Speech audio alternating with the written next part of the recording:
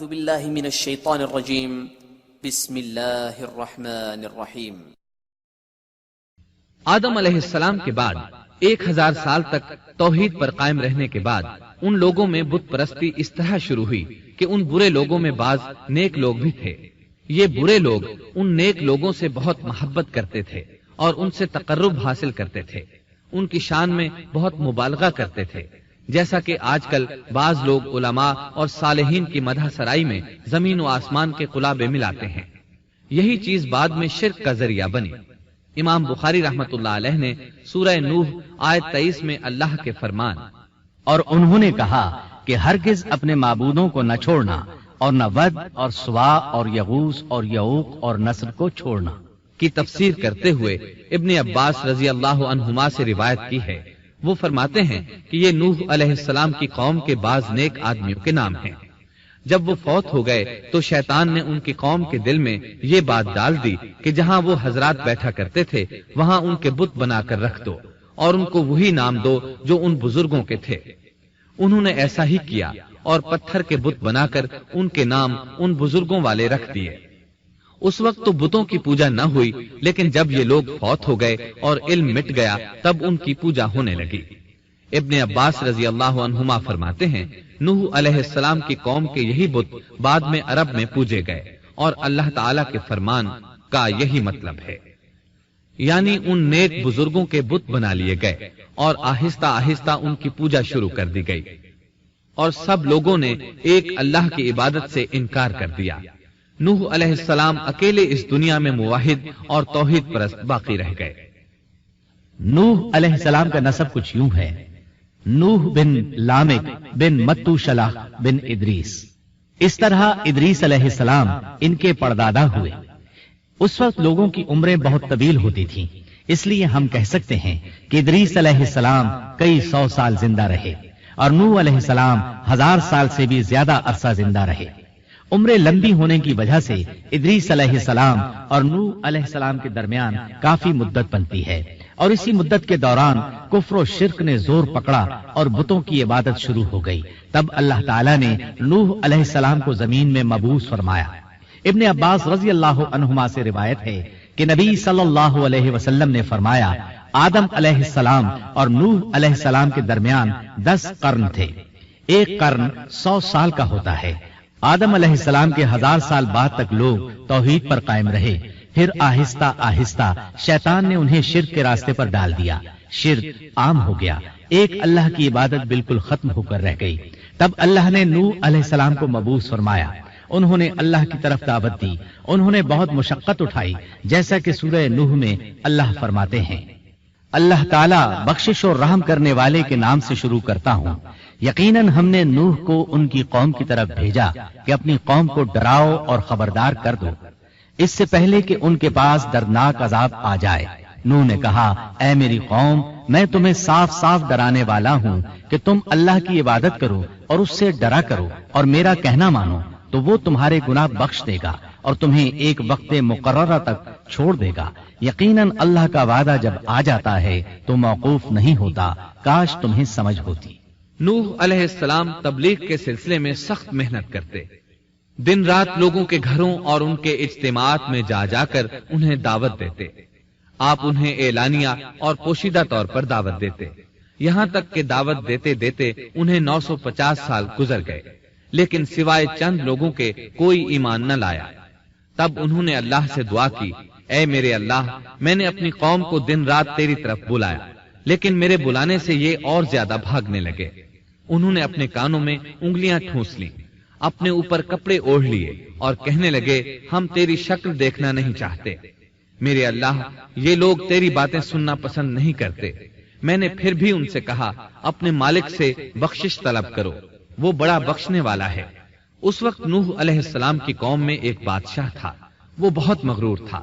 وہ قوم سے کہنے لگا نوح کی باتوں پر کان نہ دھرنا اور نہ اس سے بحث کرنا، یہ جو کرتا ہے اسے کرنے دو، تم اپنے بتوں کی پوجا پر ڈٹے رہو۔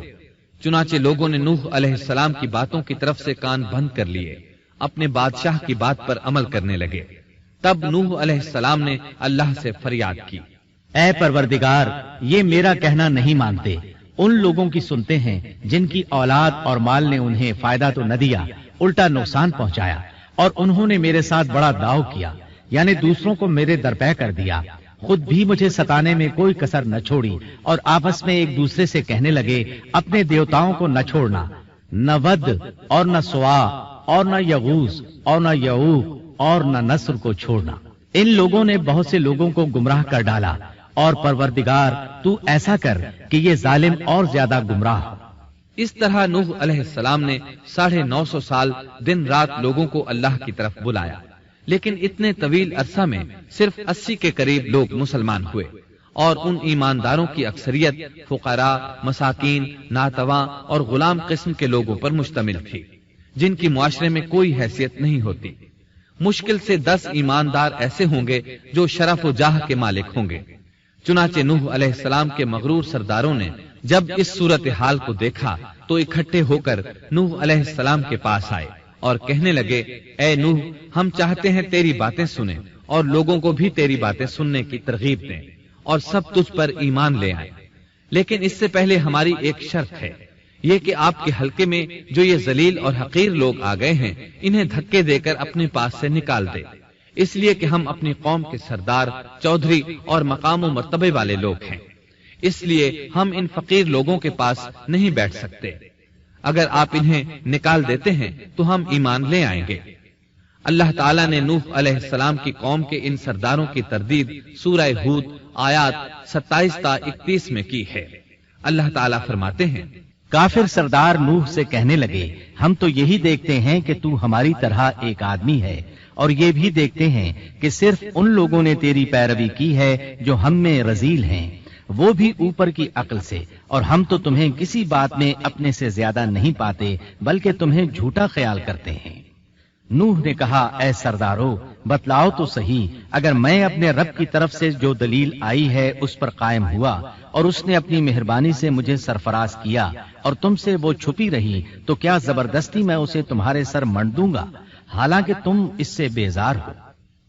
میری قوم والو، میں تم سے اس پر کوئی مال نہیں مانگتا، میرا ثواب تو صرف اللہ تعالیٰ کے ہاں ہے، نہ میں ایمانداروں کو اپنے پاس سے نکال سکتا ہوں، انہیں اپنے رب سے ملنا ہے، لیکن میں دیکھتا ہوں کہ تم لوگ جہالت کی بات کر رہے ہو۔ میری قوم کے لوگوں، اگر میں ان مومنوں کو اپنے پاس سے نکال دوں تو اللہ کے مقابلے میں میری مدد کون کر سکتا ہے؟ کیا تم کچھ بھی غور و فکر نہیں کرتے؟ میں تم سے یہ نہیں کہتا کہ میرے پاس اللہ کے خزانے ہیں اور میں غیب کا علم بھی نہیں رکھتا، نہ میں یہ کہتا ہوں کہ میں کوئی فرشتہ ہوں، نہ میرا یہ قول ہے کہ جن پر تمہاری نگاہیں ذلت سے پڑ رہی ہیں اللہ تعالیٰ انہیں کوئی نعمت دے گا ہی نہیں، ان کے دل میں جو ہے اللہ اسے بخوبی جانتا ہے۔ اگر میں ایسی بات کہوں تو یقیناً میرا شمار ظالموں میں سے ہوگا۔ اس پر نوح علیہ السلام کی قوم اور اکڑ گئی اور وہ کہنے لگے، اے نوح، بس بہت ہو گیا، تو نے ہمیں بہت ڈرا دھمکا دیا، اب اگر تو سچا ہے تو جس چیز کا وعدہ تو ہم سے کرتا تھا اس کو لے آ۔ نوح علیہ السلام نے ان کی بات سن کر کہا، عذاب لانا تو اللہ کا کام ہے، اللہ کو کوئی عاجز نہیں کر سکتا، اور جب اس کا عذاب آ جائے گا تو کوئی بھاگ نہیں سکے گا۔ اس کے بعد نوح علیہ السلام کی قوم کا ان سے آمنا سامنا ہوا تو انہوں نے ان سے کہا، اے میری قوم، اگر تم پر یہ گراں گزرتا ہے کہ میں تم میں رہتا ہوں اور تمہیں اللہ کی باتیں سنا رہا ہوں، تم اس سے چڑھتے ہو اور مجھے نقصان پہنچانے کے درپے رہتے ہو، تو سنو، میں صاف کہتا ہوں، مجھے تمہارا کوئی خوف نہیں، تمہاری کوئی پرواہ نہیں، تم سے جو ہو سکے کر گزرو، میرا جو بگاڑ سکتے ہو بگاڑ لو، تم اپنے شریکوں اور جھوٹے معبودوں کو بھی بلا لو اور مل جل کر مشورے کر کے بات کھول کر پوری قوت کے ساتھ مجھ پر حملہ کرو، تمہیں قسم ہے تم میرا جو بگاڑ سکتے ہو بگاڑ لو، اس میں کوئی کسر اٹھا نہ رکھو، مجھے بالکل مہلت نہ دو، اچانک مجھے گھیر لو، میں بالکل بے خوف ہوں، اس لیے کہ تمہارے راستے کو میں باطل جانتا ہوں، میں حق پر ہوں، حق کا ساتھی اللہ ہوتا ہے، میرا بھروسہ اسی عظیم ذات پر ہے، مجھے اس کی قدرت کی بڑائی معلوم ہے۔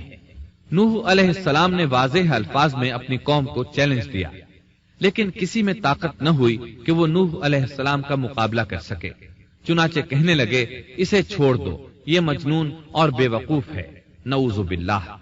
بہرحال معاملہ اسی طرز پر چلتا رہا، یہاں تک کہ سال ہر سال گزر گئے لیکن کوئی مسلمان نہ ہوا۔ پھر پہاڑ پر رہنے والے لوگ روز بروز برائی میں ترقی کرتے چلے گئے، اور جو لوگ شروع میں ایمان لائے تھے ان کے علاوہ اور کوئی شخص ایمان نہ لایا۔ نوح علیہ السلام انہیں مسلسل دعوت دیتے رہے مگر بے اثر، یہاں تک کہ اللہ تعالیٰ نے نوح علیہ السلام کی طرف وحی کی کہ اب کوئی شخص ایمان نہیں لائے گا۔ اللہ تعالیٰ سورہ ہود میں فرماتے ہیں، نوح کی طرف وحی کی گئی کہ آپ کی قوم میں سے جو ایمان لا چکے ہیں ان کے سوا اور کوئی اب ایمان نہیں لائے گا، بس آپ ان کے کاموں پر غمگین نہ ہوں۔ مطلب یہ تھا کہ آپ غم نہ کریں، اللہ کا حکم اب پورا ہونے والا ہے۔ غور فرمائیں، نوح علیہ السلام کے جذبے کو دیکھیے، مسلسل 950 سال تک دعوت دیتے رہے، لوگ انہیں جھٹلاتے رہے لیکن پھر بھی ان سے نا امید نہ ہوئے۔ اب جب کہ اللہ کی طرف سے وحی آ گئی کہ ان میں سے اور کوئی ایمان نہیں لائے گا اور کسی میں طاقت نہیں کہ انہیں ہدایت عطا فرمائے، تو نوح علیہ السلام نا امید ہو گئے اور انہوں نے اپنی قوم پر بد دعا کی۔ اس کا ذکر اللہ تعالیٰ نے سورہ نوح آیات 26 تا 28 میں کیا ہے۔ نوح نے کہا، اے میرے پروردگار، تو روئے زمین پر کسی کافر کو رہنے سہنے والا نہ چھوڑ، اگر تو انہیں چھوڑے گا تو یہ یقیناً تیرے اور بندوں کو بھی گمراہ کر دیں گے، اور ان کے ہاں جو اولاد ہوگی وہ بھی بدکار ناشکرے ہوں گے۔ اے میرے پروردگار، تو مجھے اور میرے ماں باپ کو اور جو بھی ایماندار ہو کر میرے گھر آئے اور تمام مومن مردوں اور عورتوں کو بخش دے، اور کافروں کو سوائے ہلاکت کے اور کچھ نہ دے۔ اللہ تعالیٰ فرماتے ہیں کہ جب نوح علیہ السلام نے ہمیں مدد کے لیے پکارا تو پھر ہم نے اس کی مدد کی اور اسے ایک بڑی کشتی بنانے کی وحی کی، لیکن نوح علیہ السلام نہیں جانتے تھے کہ وہ اتنی بڑی کشتی کیسے بنائے، اور نہ ہی وہ بڑھئی تھے کہ اس کام سے واقف ہوتے۔ اس لیے اللہ تعالیٰ نے ان کی طرف یہ وحی کی کہ ہماری آنکھوں کے سامنے اور ہماری وحی کے مطابق ایک کشتی تیار کرو۔ اللہ نے وحی کے ذریعے ان کی رہنمائی کی کہ وہ اس طرح کریں، اور مزید تعلیم کے لیے جبرائیل علیہ السلام کو بھیج دیا۔ وہ انہیں بتلاتے گئے کہ اس طرح کشتی تیار کرو۔ نوح علیہ السلام ایک پہاڑ پر رہتے تھے، ان کے ارد گرد درخت نہیں تھے، نہ پانی تھا، چنانچہ انہوں نے بہت سے درخت اگائے، پھر ان کو کاٹا اور پہاڑ پر بیٹھ کر کشتی تیار کرتے رہے۔ آپ بڑے بڑے تختے بناتے اور لوہا لاتے اور ان سے کیل تیار کرتے، پھر ان کیلوں کو تختوں میں ٹھوکتے، آپس میں ان تختوں کو ملاتے، یہاں تک کہ ایک بہت بڑی مضبوط اور دیو ہیکل کشتی تیار ہو گئی۔ ایک روایت کے مطابق نوح علیہ السلام نے اس کو 100 سال میں تیار کیا۔ یہ تھی وہ کشتی جسے نوح علیہ السلام نے اللہ کی ہدایت کے مطابق تیار کیا تھا۔ سورۃ القمر آیت 13 میں ارشاد ہوتا ہے، اور ہم نے نوح کو اس کشتی میں سوار کیا جو تختوں اور کیلوں سے بنی ہوئی تھی۔ نوح علیہ السلام نے دعوت کا کام چھوڑ دیا اور کشتی بنانے لگے۔ وہ لوگ جب انہیں کشتی بناتے دیکھتے تو ان کا مذاق اڑاتے، کہتے، نوح پہلے تو نبی تھا، اب بڑھئی بن گیا۔ مزید کہتے، یہ کیسا مجنون ہے کہ پہاڑ پر کشتی بنا رہا ہے، تعجب ہے اس پر۔ اللہ نے ان کافروں کے مذاق کا ذکر سورہ ہود آیات 38 اور 39 میں کیا ہے۔ نوح کشتی بنانے لگے، اس کی قوم کی جو جماعت اس کے پاس سے گزرتی وہ اس کا مذاق اڑاتی۔ وہ کہتے، اگر تم ہمارا مذاق اڑاتے ہو تو ہم بھی تم پر ایک دن ہنسیں گے، جیسے تم مسخرہ پن کر رہے ہو۔ تمہیں بہت جلد معلوم ہو جائے گا کہ کس پر عذاب آتا ہے، جو اسے رسوا کرے اور اس پر ہمیشہ کا عذاب اتر آئے۔ اس کشتی کا حلیہ ابن عباس رضی اللہ عنہما سے ایک روایت میں یوں آیا ہے۔ وہ بیان کرتے ہیں کہ نوح علیہ السلام نے پہاڑ پر ایک کشتی تیار کی اور اسے تارکول سے لت پت کیا۔ اسی وقت سے تارکول کا ظہور ہوا۔ اس کشتی کا طول 300 گز، اونچائی 30 گز اور عرض 50 گز تھا۔ ایک اندازے کے مطابق اس کا طول 1 کلومیٹر سے زیادہ تھا، اور اس کی بلندی اور گہرائی کے بارے میں کہا گیا ہے کہ 30 ہاتھ تھی، اور یہ کشتی عام کشتیوں کی طرح اوپر سے کھلی ہوئی نہیں تھی، بلکہ جس طرح اس کو نیچے سے بند کیا گیا تھا اسی طرح اوپر سے بھی بند کیا گیا تھا، تاکہ اوپر سے جو بارش برسے وہ انہیں نقصان نہ دے، اور جس طرح نیچے والے غرق ہونے سے محفوظ رہیں اسی طرح اوپر والے بھی محفوظ رہیں۔ گویا وہ ایک گیند کی مانند تھی۔ اس میں الگ الگ 3 درجے بنائے گئے تھے، ہر درجے میں ایک دروازہ تھا، اور یہ 3 دروازے اس طرح تھے کہ ہر دروازے کے اوپر ایک دروازہ تھا۔ یہ اس کشتی کا حلیہ تھا جس کے راوی ابن عباس رضی اللہ عنہما ہیں۔ یہ کشتی آج بھی موجود ہے۔ اللہ تعالیٰ نے اس کشتی کو بطور عبرت اور نشانی کے باقی رکھا ہے، جیسا کہ اللہ تعالیٰ فرماتے ہیں، اور بے شک ہم نے اس واقعے کو نشانی بنا کر باقی رکھا، پس ہے کوئی نصیحت حاصل کرنے والا؟ اس صدی میں علماء کے ایک گروہ نے اس کشتی کو ترکی کے ایک پہاڑ پر پا لیا ہے۔ اب وہ 2 ٹکڑوں میں تقسیم ہو چکی ہے۔ اس کا حلیہ وہی تھا جو بیان ہوا۔ اللہ کا فرمان سچا ثابت ہو گیا کہ ہم نے اس کو نشانی بنا کر باقی رکھا ہے۔ اس کے بعد طوفان آیا۔ اللہ تعالیٰ نے نوح علیہ السلام کو اس طوفان کے ظہور کی ایک نشانی اور علامت بتلائی تھی۔ نوح علیہ السلام کے گھر میں ایک تنور تھا۔ اللہ نے فرمایا، جب یہ تنور جوش مارنے لگے اور پانی اس سے ابلنے لگے تو سمجھ لینا اللہ کا وعدہ آ گیا۔ چنانچہ اس وقت مومنوں کو اور اپنے اہل و عیال کو اور زمین پر بسنے والے تمام جانوروں کا جوڑا جوڑا اس کشتی میں سوار کر لینا۔ تنور سے کیا مراد ہے، اس کے متعلق مفسرین میں اختلاف ہے۔ بعض کہتے ہیں کہ اس سے مراد ایک چشمہ ہے جو زمین سے نکلتا ہے، لیکن راجح روایات کے مطابق اس سے مراد معروف تنور ہے جس میں آگ جلا کر روٹیاں پکائی جاتی ہیں۔ یہ تنور نوح علیہ السلام کے گھر میں تھا اور اسی کو اللہ نے طوفان کے آنے کی علامت بتایا اور فرمایا کہ جب یہ پھوٹ پڑے اس وقت ہر چیز کا جوڑا جوڑا کشتی پر سوار کر لینا۔ اللہ تعالیٰ سورہ ہود آیت 40 میں فرماتے ہیں، یہاں تک کہ جب ہمارا حکم آ پہنچا اور تنور ابلنے لگا، ہم نے کہا اس کشتی میں ہر قسم کے جوڑے دوہرے سوار کر لے اور اپنے گھر کے لوگوں کو بھی سوائے ان کے جن پر پہلے سے بات پڑ چکی ہے، اور سب ایمان والوں کو بھی۔ اس کے ساتھ ایمان لانے والے بہت ہی کم تھے۔ کشتی میں سوار ہونے والوں کی تعداد 80 بتائی جاتی ہے۔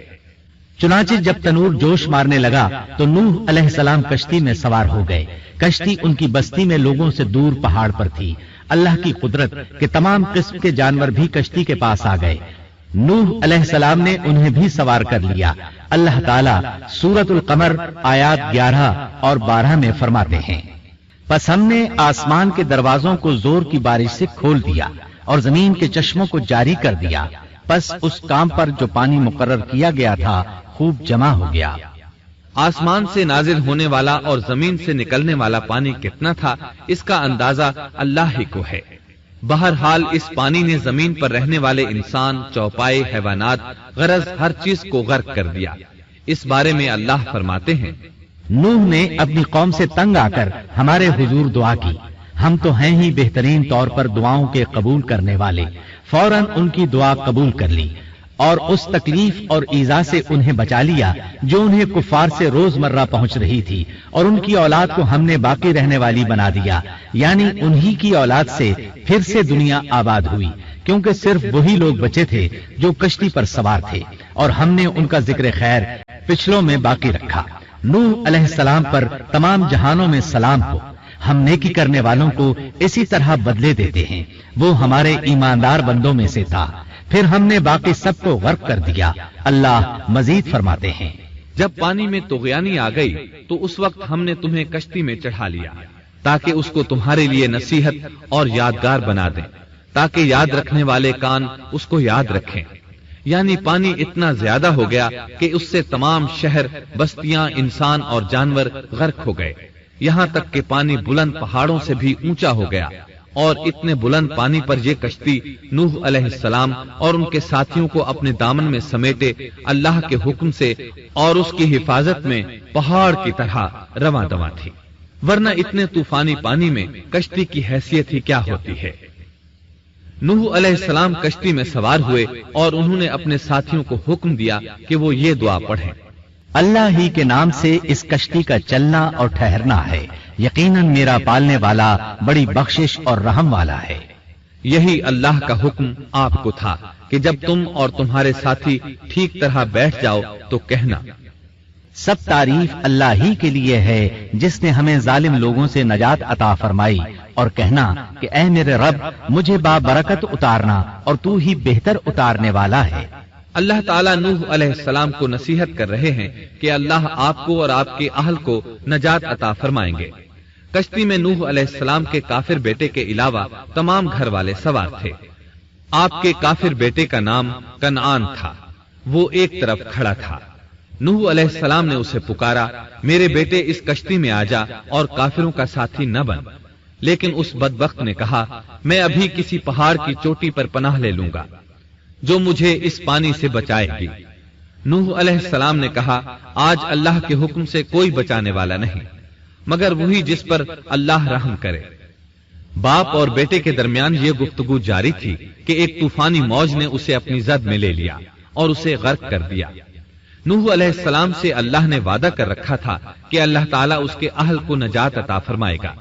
چنانچہ جب آپ کی آنکھوں کے سامنے آپ کا بیٹا غرق ہو گیا تو وہ پکار اٹھے، اے اللہ، میرا بیٹا میرے گھر والوں میں سے تھا اور تو نے مجھ سے وعدہ کیا تھا کہ میرے گھر والوں کو نجات عطا فرمائے گا، اور تو تمام حاکموں سے بہتر حاکم ہے، لہذا ناممکن ہے کہ تیرا وعدہ پورا نہ ہو۔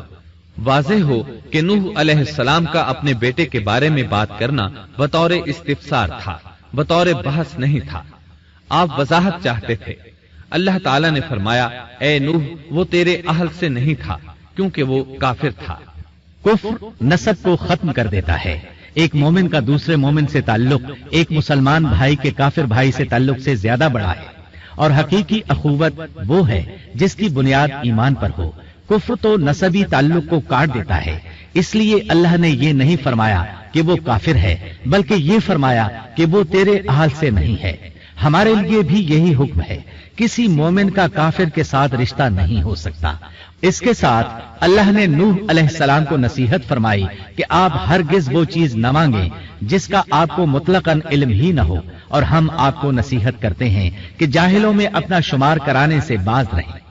جب نوح علیہ السلام یہ بات جان گئے کہ ان کا سوال واقعے کے مطابق نہیں تھا تو فوراً اس سے رجوع کر لیا اور اللہ تعالیٰ سے اس کی رحمت اور مغفرت کے طالب ہوئے۔ اس موقع پر انہوں نے دعا کی۔ نوح علیہ السلام نے کہا، اے میرے پروردگار، میں تیری ہی پناہ چاہتا ہوں اس بات سے کہ تجھ سے وہ مانگوں جس کا مجھے علم ہی نہ ہو۔ اگر تو مجھے نہ بخشے گا اور تو مجھ پر رحم نہیں کرے گا تو میں خرابی والوں میں ہو جاؤں گا۔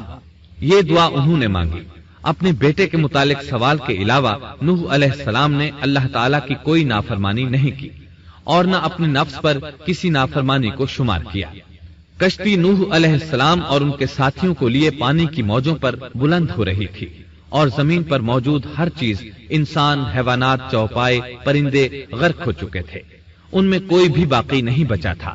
اگر کوئی زندہ بچا تھا تو کشتی والے۔ ابن عباس رضی اللہ عنہما سے روایت ہے کہ نوح علیہ السلام اور ان کے ساتھی 6 ماہ کشتی میں رہے، اور بعض روایات میں یہ بھی ہے کہ وہ محرم کی 10 تاریخ کو کشتی سے نیچے اترے۔ آخر اللہ کے حکم سے طوفان رک گیا۔ اللہ نے زمین کو حکم دیا کہ وہ تمام پانی کو نگل جائے۔